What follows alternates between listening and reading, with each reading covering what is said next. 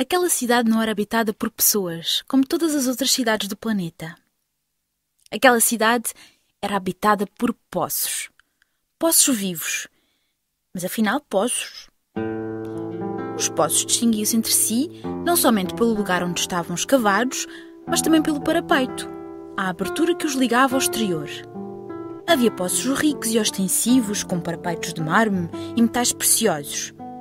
Poços humildes de tijolo e madeira e outros mais pobres, simples buracos rasos que se abriam na terra. A comunicação entre os habitantes da cidade fazia-se de parapeito em parapeito e as notícias corriam rapidamente de ponta a ponta do povoado. Um dia chegou à cidade uma moda que certamente tinha nascido em algum pequeno povoado humano. A nova ideia assinalava que qualquer ser vivo que se prezasse deveria cuidar muito mais do interior do que do exterior. O importante não era o superficial, mas o conteúdo. E foi assim que os poços começaram a encher-se de coisas. Alguns enchiam-se de joias, moedas de ouro e pedras preciosas. Outros, mais práticos, encheram-se de eletrodomésticos e aparelhos mecânicos. Outros ainda optaram pela arte e foram-se enchendo de pinturas, pianos de cauda e sofisticadas esculturas pós-modernas. Finalmente, os intelectuais encheram-se de livros, de manifestos ideológicos e de revistas especializadas. O tempo passou. A maioria dos poços encheu-se a tal ponto que já não podia conter mais nada. Os poços não eram todos iguais, por isso alguns se tenham conformado, outros pensaram no que teriam de fazer para continuar a meter coisas no seu interior. Um deles foi o primeiro. Em vez de apertar o conteúdo, lembrou-se de aumentar a sua capacidade alargando-se. Não passou muito tempo até que a ideia começasse a ser imitada. Todos os poços utilizavam grande parte das suas energias a alargarem-se para criarem mais espaço no seu interior. Um poço pequeno e afastado do centro da cidade começou a ver os seus colegas que se alargavam desmedidamente. Ele pensou que se continuassem a alargar-se daquela maneira, dentro em pouco confundir-se-iam os parapeitos dos vários poços e cada um perderia a sua identidade. Talvez a partir dessa ideia, ocorreu-lhe que outra maneira de aumentar a sua capacidade seria crescer, mas não em largura, antes em profundidade. Fazer-se mais fundo em vez de mais largo. Depressa se deu conta de que tudo o que tinha dentro dele lhe impedia a tarefa de se aprofundar. Se quisesse ser mais profundo, seria necessário esvaziar-se de todo o conteúdo. A princípio, teve medo do vazio, mas quando viu que não havia outra possibilidade, depressa meteu mãos à obra.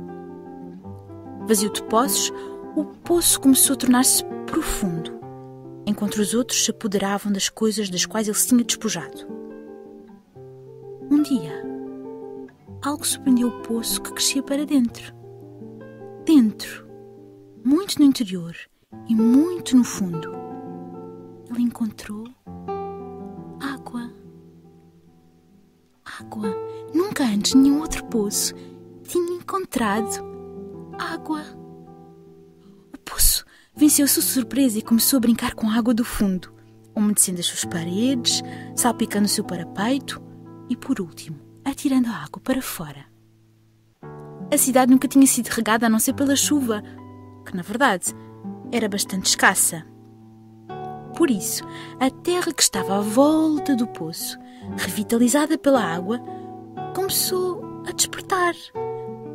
As sementes das suas entranhas brotaram em forma de erva, de trevos, de flores e de hastezinhas delicadas que depois se transformaram em árvores.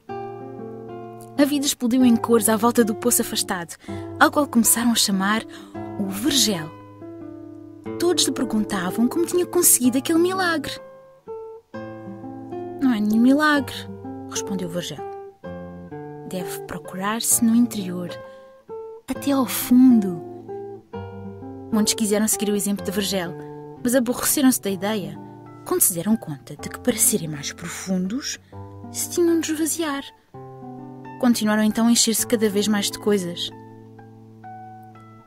No outro extremo da cidade, outro poço decidiu correr também o risco de se esvaziar. E também começou a escavar. E também chegou à água e também salpicou até ao exterior, criando um segundo oásis verde no povoado. "O que vais fazer quando a água acabar?" perguntavam-lhe. "Não sei o que se passará", respondia ele. "Mas por agora, quanto mais água tiro, mais água há." Passaram-se uns meses antes da grande descoberta.